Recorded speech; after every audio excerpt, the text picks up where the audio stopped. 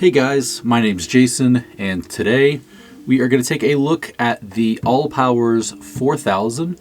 This is a 3600 watt power bank, and it is a Life PO4, so you're going to get a 3500 roughly cycles from 0 to 100 lithium iron phosphate. It's typically best to keep it from 20% to 80%, so I try to kind of keep it in that range, only usually going about as high as 90%. Now we are in something that I have not talked about on this channel. You will be hearing more about this later. This is a scamp, and the reason I'm filming it here is because it's like 3 degrees outside.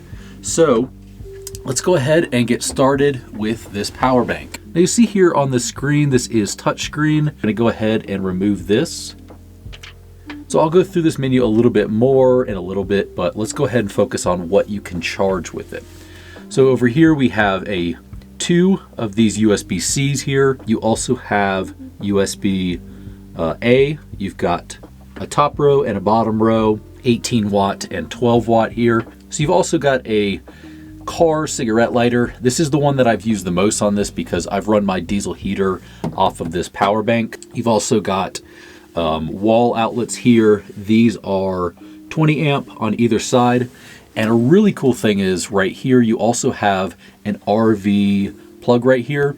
So this camper could be plugged off of this right now, and it could be running all the lights. For the purpose of this video, I really can't do that while I'm in it and showing it. So we're not gonna have that plugged up today. And then down here, you have a fully extendable handle. This will go out further, but it will be off screen down here. Now I really like this because this is 100 pounds. Just getting it in here, you know, it's not a big struggle, but I did have to change out for this table.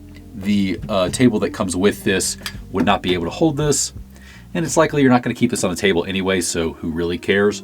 But just note that, yeah, this is 100 pounds. So being able to wheel this is actually really nice because, you know, back here you have the wheels and you can kind of just drag it along. I would say it's most similar to like a luggage, a little roller or something like that. You're probably wondering why I went with this one when it is 100 pounds. I live in an area where it snows a lot. I mean, I don't know if you can see back here.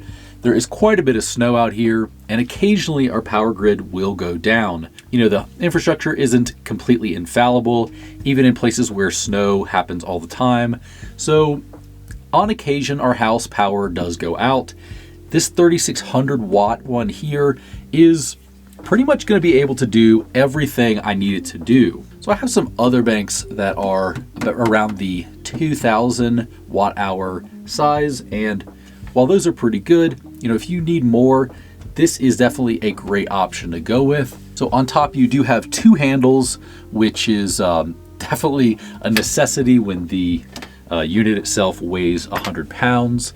There is a nice flat surface on top, but it is very much not recommended that you sit on this. I would not put a whole lot on here. The max you can put up here is 45 kilograms. So that's, I don't know what that is. So up here, I'll put that in pounds. So in this bag here, this would originally come with the charging cable for this.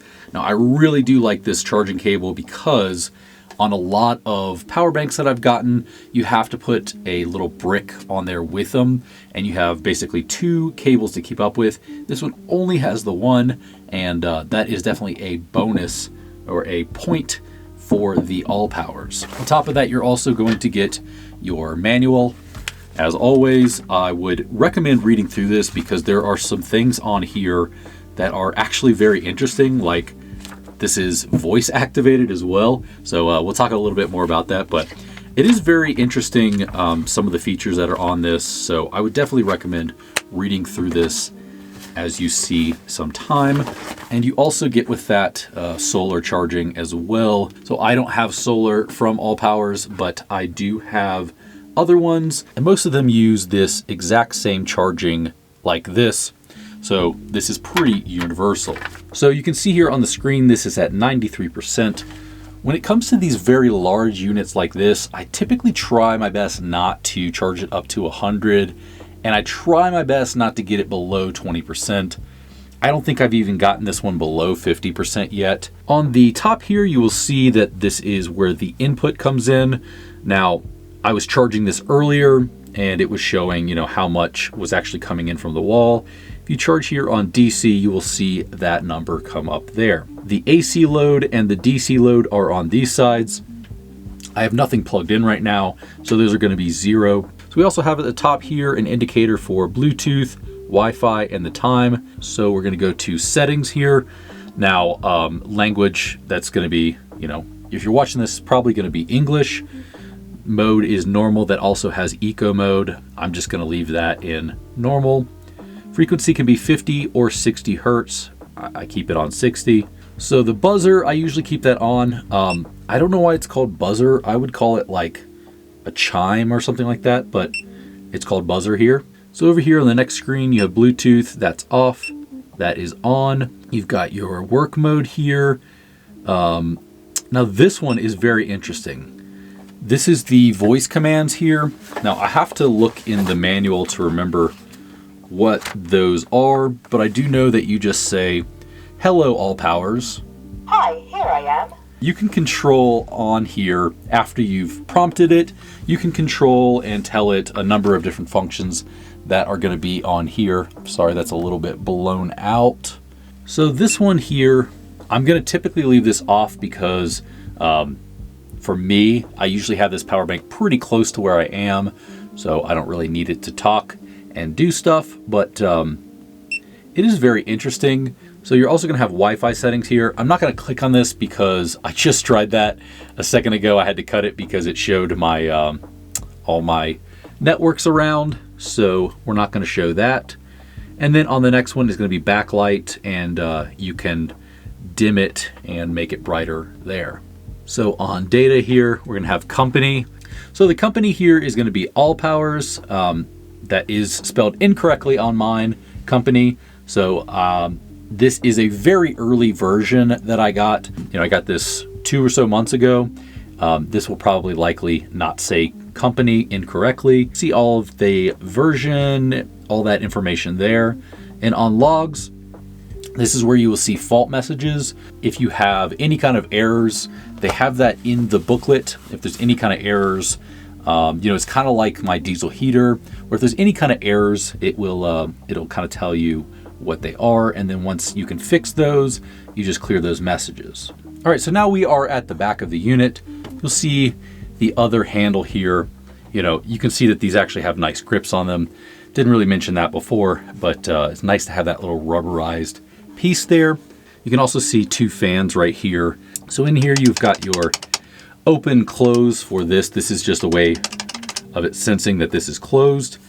Over here, you have 100 volt, 15 amp, 110 to 120 volt, 12.5 amps, 220 to 240 volts at 10 amps. This is going to be your main charging right here if you go with the one that came with it. Over here, you're going to have, this is going to be where this solar will charge, and that'll just plug in right there, and then you can plug into your solar panels. So underneath that, we have these right here, and this is actually how you can parallel these together.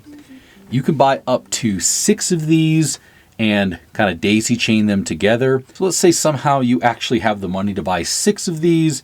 You could, in theory, have 21,600 watts of power, and all you would have to do is plug this out and this one out to the next one. Over here, this is very important because I didn't know that this was down when I was trying to charge it, and I couldn't get a charge, and I reached out to customer service and they got back to me very quickly. I was going on a trip the next day and I was super worried that the unit was broken, but it was just down. But you can feel the resistance, and that is going to be on there, so you'll be able to charge when this is up. So this last one down here is actually something that I really like. Now, I don't have an EV vehicle, but if you do, you can use that same plug that's going to charge up your Tesla, your Rivian, whatever you've got. You can use that same plug to charge this right here. Now, since I don't have an EV, I'm not really sure if you can do this, but in theory, you could plug this into a EV plug while you're on the road and recharge this. So I'm not really sure the rules of those companies, but if you find that you can, you could charge yours up this way. So if you were to use all of these to charge it up, you would be able to get this 3600 watt power bank from 0 to 100% in about an hour, a little bit less than an hour. I will probably never be doing that, but I will just be using this. But that is really cool that if you have all of those and you can charge them at the same time, you need it in a pinch in less than an hour, you'll be able to get this whole unit up to 100%. So it started getting really cold in here, and I wanted to test something for you guys that I probably wouldn't recommend while you're camping. If you want to talk about how inefficient these little space heaters are, you know, I have people ask me all the time whether they should use a space heater in their tent or camper, and the answer is almost always no. But just because that's all I have on me right now, I am going to go ahead and plug this in. So these actually spike up quite a bit, and they take up a lot of power. Most power banks, I would never recommend using one of these, but for this one, I still would not recommend it. But let's go ahead and show you that it actually still will run off of this. So we are actually running our lighting right now off of this at the same time. That's drawing about 29 watts for that whole light up there. So let's go ahead and cut on this heater. So you can see here, this is drawing about 950 watts. So even with 3600 watts here, this still isn't gonna run for very long. There's radiant heaters that you could run off of this. So I actually did run my diesel heater off of this, and I think it, after maybe from 6 p.m. to about 10 a.m. off of this, and it still had like 80% battery or something like that.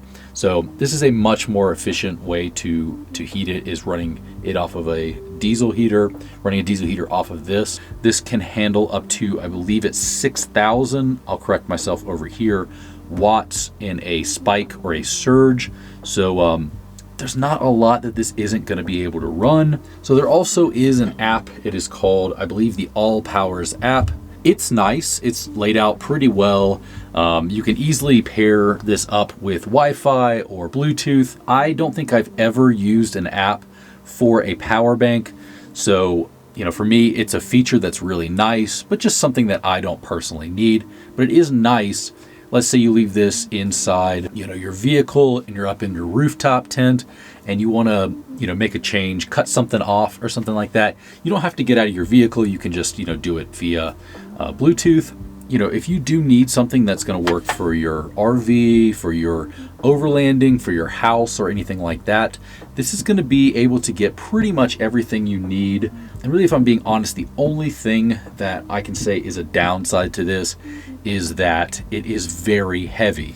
Even this table, I'm pretty much maxing this table out, and you know, carrying it, I can do it by myself, but I would recommend a second person.